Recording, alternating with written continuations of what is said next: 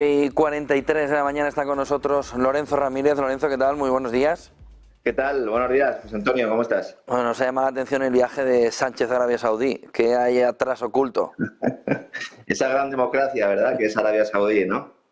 La verdad es que esta visita y el tono general del encuentro entre Sánchez y Bin Salman, pues es una muestra más, ¿no?, de esa hipocresía que impera en Occidente respecto a las relaciones que se mantienen con estados teocráticos. Parece que unos son buenos, otros son malos en función de lo que nos dice seguramente el amigo americano o el amigo anglosajón, ¿no? En cada momento y lugar. La democracia y los derechos humanos evidentemente brillan por su ausencia en Arabia Saudí. Se ponen por delante objetivos económicos y geopolíticos. Siempre que se habla además de este país, yo recuerdo, tú también seguramente, la intervención de Liz Truss cuando era la responsable de la política exterior de Reino Unido, antes de convertirse en primera ministra, cuando un parlamentario de la oposición le preguntaba sobre las violaciones sistemáticas de derechos humanos del país árabe. Y ella pues se negaba a criticar al régimen de Bin Salman y ya en un momento dado llega a admitir y dice, oiga, es que no le puedo criticar porque es un aliado importante. Es decir, puede ser un país teocrático, puede ser un país que atente contra los derechos humanos, pero bueno, como son aliados nuestros hay que respetarles, ¿no? Yo creo que en esa intervención se resume muy bien esa idea, al igual que cuando la delegación de Qatar visitó España para firmar contratos de gas y la entonces ministra de Economía, Nadia Calviño, pues no tuvo ningún inconveniente en participar en un evento en el que todos eran hombres, altos cargos de un régimen que además respalda y financia el terrorismo, el de Qatar, como sucede también en el caso de los saudíes, con quienes el gobierno español hace negocios, siendo la sociedad pública española especializada en construcción naval, civil y militar, Navantia, pues una de las claves que explican que Sánchez eluda cualquier referencia al cumplimiento de estos derechos humanos y además, bueno, pues el hecho de que España es uno de los países que suministra armamento a Arabia Saudí, ¿no? Y además en Riad, en la capital saudí, se celebra la final de la Supercopa Española de Fútbol y en este viaje, pues otro de los temas que sobrevuelan, pero que no se menciona por parte de fuentes de la Moncloa es esa operación telefónica, esa entrada del Fondo Soberano del país en Telefónica. Ya controla una participación que roza el 10%, lo cual ha motivado que el Ministerio de Hacienda pues haya cogido una parte del presupuesto prorrogado, recordemos, cogiendo dinero destinado a servicios públicos para introducirlo en el capital de la empresa de telecomunicaciones, con el objetivo de formar o de que se produzca una junta extraordinaria que le permita introducir un consejero en la compañía que haría fuerza con otros miembros del máximo órgano de gobierno de la operadora que son afines al Partido Socialista. Recordemos también que la vieja aspiración del Ejecutivo era situar a Telefónica en una mejor posición para tener una parte del mana europeo que llegará a la industria de defensa. Incluso se barajó también la posibilidad de que se fusionara con la empresa también participada por el Estado Indra, una operación que ahora con la llegada de los saudíes pues parece que se dificulta. Unos saudíes que ya han trasladado al gobierno que consideran que la entrada de la SEPI de María Jesús Montero en Telefónica les va a allanar el camino para lograr el permiso que debe otorgar la Moncloa para poder adquirir el 5% de acciones que compró a través de derivados. Recordemos que tiene en total 5 más un 4,9% de forma indirecta. De hecho, el último día, el pasado febrero, poca gente lo sabe, se produjo una reunión en la sede madrileña de Telefónica con una delegación del grupo Saudi Telecom Company para acercar posturas y que la sangre no llega al río. Una sangre que en cambio sí que riega los campos de los países en los que el régimen de Bin Salman patrocina el terrorismo islamista suní, ese terrorismo que hace que haya mercenarios, que haya terroristas que suelen luchar en la misma trinchera que los grupos rebeldes que aspiran a eliminar a dirigentes de países que no pasan por el aro de la estrategia de la OTAN. El caso de Siria quizás es el más evidente en estos momentos y sobre todo Rusia, a quien el Estado Islámico, el ISIS, vuelve a poner en la diana a través de su filial centroasiática, el ISIS-K, que pretende extender de nuevo el terror usando el apoyo logístico y económico de los saudíes, ese país al que nosotros visitamos y que nos reciben con alalacas, José Antonio. Fundamental viene alrededor de Marruecos. España rescatando energéticamente a Marruecos, además por orden de la OTAN, ¿no? Es que tenemos formas de presionar a Marruecos para que detenga su ofensiva y eso es lo que mucha gente pues realmente yo creo que no es consciente, ¿no? En los últimos días en España estamos viviendo una nueva ofensiva de Marruecos con su tradicional política de provocación, y en este caso iniciando unas maniobras militares frente a las costas canarias que van a durar 3 meses, nada más y nada menos que 3 meses, que no han sido comunicadas al gobierno español y además confirmando el veto de los visados españoles para acceder a Ceuta y Melilla. Poca gente es consciente de que el régimen de Mohamed VI tiene en marcha un programa para conseguir la soberanía de estos territorios españoles. Sí, Ceuta, Melilla y Canarias, un proyecto dirigido por los servicios de inteligencia que fue desvelado ya por el agente del CNI, Fernando San Agustín, y que está diseñado para implantarse cuando España esté sufriendo una grave crisis bien derivada del terrorismo, de los desafíos independentistas o de una pérdida de credibilidad y apoyo popular de la corona. Esto no es que lo diga yo, esto es lo que plantea el agente del CNI que ha tenido acceso a información, ¿verdad?, de ese servicio secreto marroquí. No es algo nuevo, aprovecharon la debilidad del gobierno franquista para ocupar el Sáhara con la ayuda de Estados Unidos, cuestión que ahora se repite, tenemos una nueva reedición con la entrega oficial de ese territorio a Marruecos por parte de Sánchez, decisión que no es suya. Hay que dejarlo muy claro, es decir, Sánchez no cede el Sáhara Occidental porque le apetezca, lo hace porque se lo ordenan. Claro, habría que plantear realmente pues, qué capacidad tiene España para poder negarse a este tipo de mandatos. La cúpula de la OTAN le ordena a Sánchez que avalara la propuesta marroquí de autonomía del Sáhara, impulsada a su vez por la propia OTAN. ¿Por qué? Para controlar el área del norte de África y luego la zona donde están las Islas Canarias y Cabo Verde, también para la gestión de los recursos naturales. La idea es congraciarse con Marruecos para no perder su nivel de influencia en esta zona ante la construcción también del nuevo puerto naval militar en Dakhla, que es un enclave que también aspira a ser determinante en materia energética si finalmente se lleva a cabo el gasoducto que llevará al reino alauí el gas del centro de África. Pero hasta que llegue ese momento, si llega, porque la infraestructura es compleja, va a costar mucho dinero y muchos años ejecutarla. Si finalmente se ejecuta, pues Marruecos necesita gas.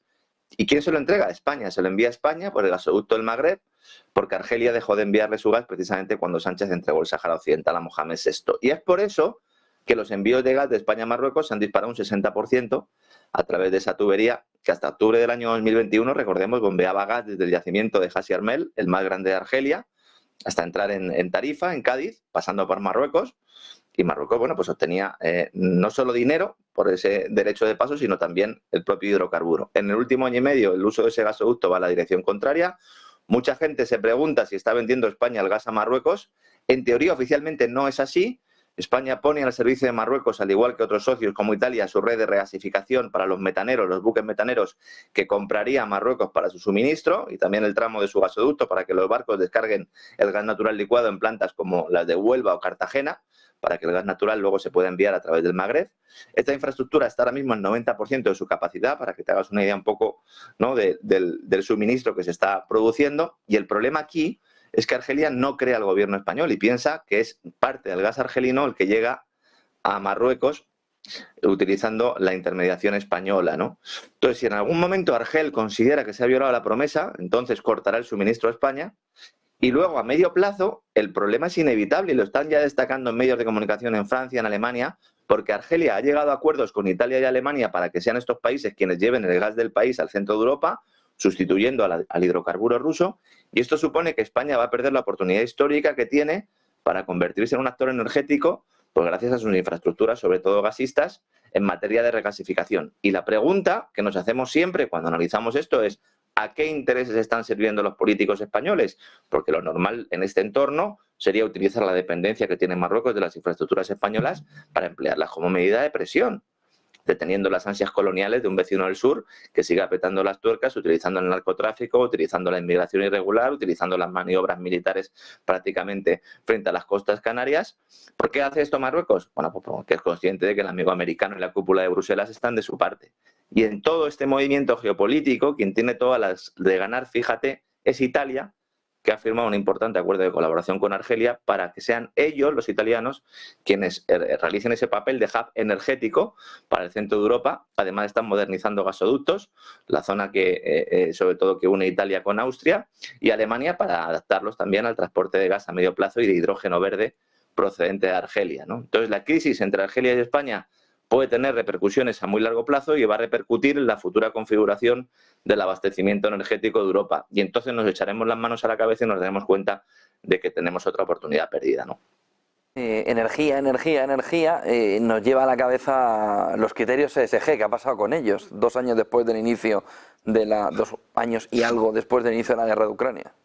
Se ha montado mucho revuelo, hay una amplia polvareda, sobre todo en Estados Unidos, en torno a los criterios ESG. Vemos como los grandes bancos, JP Morgan, también BlackRock, parece que se están descolgando un poco de ese frente ESG. ESG, para el que no lo sepa, pues son los criterios de sostenibilidad, entre los cuales no solo se incluyen elementos como la protección del medio ambiente, sino también como la gestión de recursos humanos, también el tema de la igualdad en los consejos de administración y un montón de elementos que al final pues es la traducción al mundo empresarial de todo lo que tiene que ver con los objetivos de desarrollo sostenible de la Agenda 2030. JP Morgan Asset Management ha abandonado la coalición de inversores Climate Action en plena caída, en plena crisis de estos activos ESG. BlackRock también ha reducido su compromiso con esta organización. State Street, que es otra de las grandes gestoras, también se ha descolgado. PIMCO, el gigante de la deuda, también. Invesco se han retirado por completo. Luego hemos visto operaciones como fondos de inversión están retirando sustanciosas cantidades de dinero de fondos de gestoras, en este caso de BlackRock, en una campaña que denominan anti-ESG. Y luego tenemos también el informe de UBS, en el cual se plantea reciente informe que los mayores bancos del mundo pues no pueden estar a la altura, decía el informe, del ideal regulador verde, a menos que empiecen a desprenderse de un gran número de clientes en todo el mundo a un ritmo temerario, agitando también las economías de grandes franjas del planeta que dependen principalmente de combustibles fósiles. Y aquí está la gran cuestión que algunos llevamos clamando en el desierto, y nunca mejor dicho, desde hace mucho tiempo. Los hidrocarburos son necesarios para el desarrollo económico. Las 2/3 partes de la energía primaria dependen de los hidrocarburos. Los países necesitan tener acceso a hidrocarburos para poder mantener no ya el crecimiento económico, sino para poder mantener un mínimo nivel de vida de sus sociedades, sobre todo teniendo en cuenta que muchos de los países necesitan unos ingresos fiscales notables a través o para mantener esos estados del bienestar, mal llamados también estados de bienestar porque podríamos decir que son bienestares del Estado, pero en todo caso necesitas tener una actividad económica no ya por el crecimiento per se, sino porque necesitas ingresos fiscales para poder mantener todo ese contexto. Entonces, ahora se dan cuenta y dicen, oiga, es que si cumplimos los criterios ESG tenemos que dejar de darle préstamos a todo el mundo. Es que ya no podemos emitir ningún bono porque ¿qué bono es verde realmente, no? Entonces, hay un arrebato anti-ESG que está propiciando, y esta es la gran trampa y lo que yo me temo, un poco lo que planteaba Ray Dalio, el fundador de Bridgewater Associates, el famoso inversor, que decía el año pasado, decía, oiga, es que el ESG el problema es que hay que hacerlo rentable. Ya, oiga, señor Dalio, ¿pero qué lo vamos a hacer rentable? ¿Con dinero público? Porque si aquí la clave está en hacerlo rentable con dinero público, porque esta es la clave de todo esto. Aquí todo el mundo intenta sacar tajada de la tarta climática, pero con el dinero de los demás. Y luego hay un problema de valoración empresarial, ¿no? Que esto, pues a los gestores sí les preocupa, a las agencias de calificación también y a los propios inversores. Porque la incertidumbre sobre la forma correcta de valorar los activos de las empresas dificulta el trabajo de todos estos sectores a la hora de determinar, bueno, pues realmente si una inversión es buena o no, si una inversión es adecuada o no. ¿Cuál es el reto de un gestor de inversiones? Pues en estos momentos tiene que diseñar una cartera utilizando la métrica adecuada para anticipar cuáles de los activos serán los premiados por esta ofensiva global contra el cambio climático. Pero es que además estos objetivos son cambiantes, porque por ejemplo hace 4 o 5 años el gas era considerado un elemento a penalizar.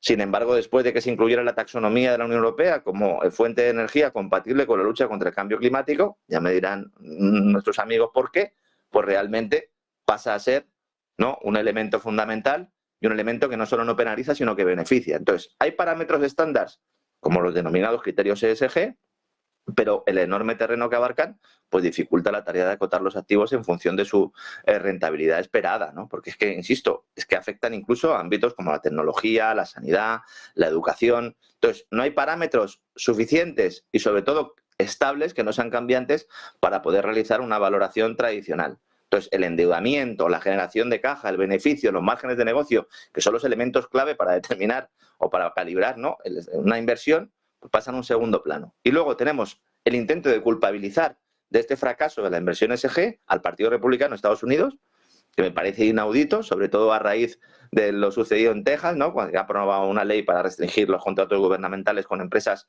que tomen acciones, que tomen posturas consideradas perjudiciales para la industria de los combustibles fósiles. Porque claro, el Estado de Texas, con toda razón del mundo, dice, oiga, es que están tomando ustedes decisiones que van contra nuestra propia economía. Es que un Estado basado en los hidrocarburos, como es Texas, y lo ha sido desde hace mucho tiempo, aunque también está apostando por las energías renovables, hemos visto los últimos días como una granja solar ha sufrido una tormenta de granizo que ha dejado muchos paneles inservibles, pero evidentemente lo que no puedes hacer es tomar decisiones que vayan contra tu propia economía, sobre todo teniendo en cuenta que no está nada claro que cumpliendo estos criterios ESG vayas a salvar al medio ambiente.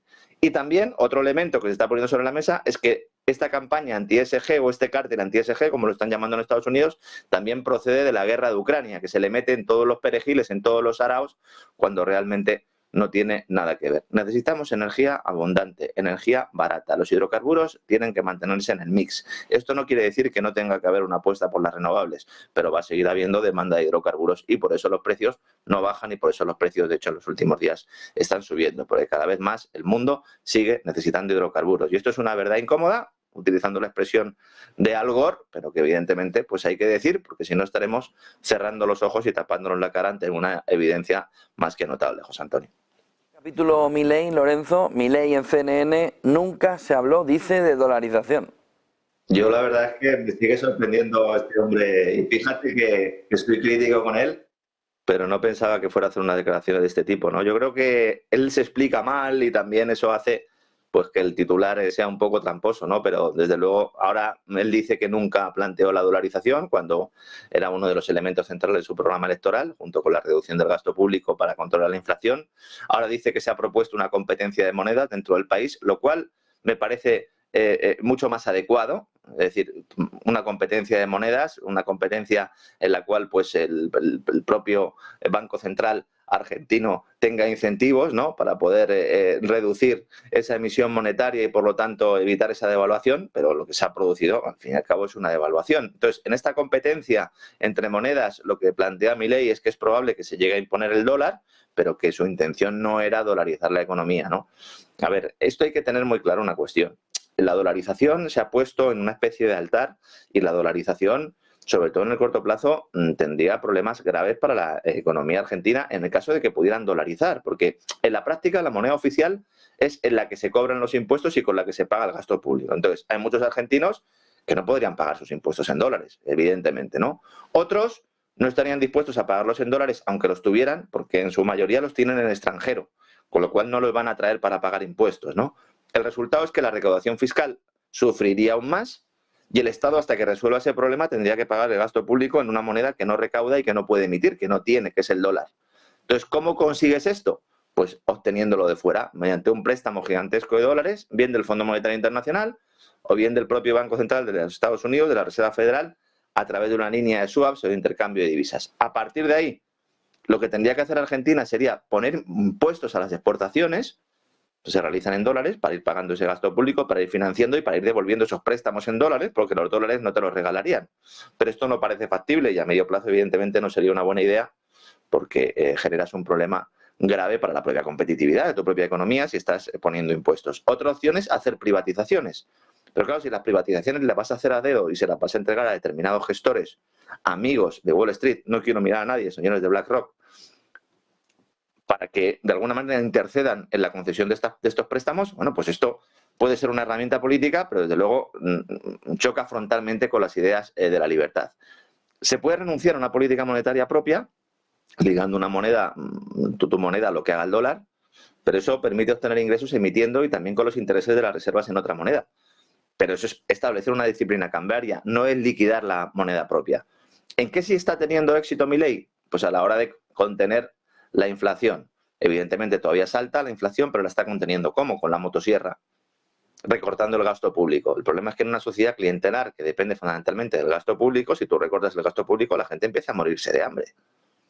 Entonces es que la tasa de pobreza se ha disparado 20 puntos en los últimos 2 meses, hasta alcanzar el 60%. Todo esto acompañado por esa devaluación drástica del peso, que en realidad es lo contrario de cambiar pesos por una moneda fuerte, como el dólar. Esto va a complicar la lucha contra la inflación, porque los productos importados serán más caros. Claro, a lo que apuesta Milei es que los ciudadanos argentinos no puedan comprar productos de fuera.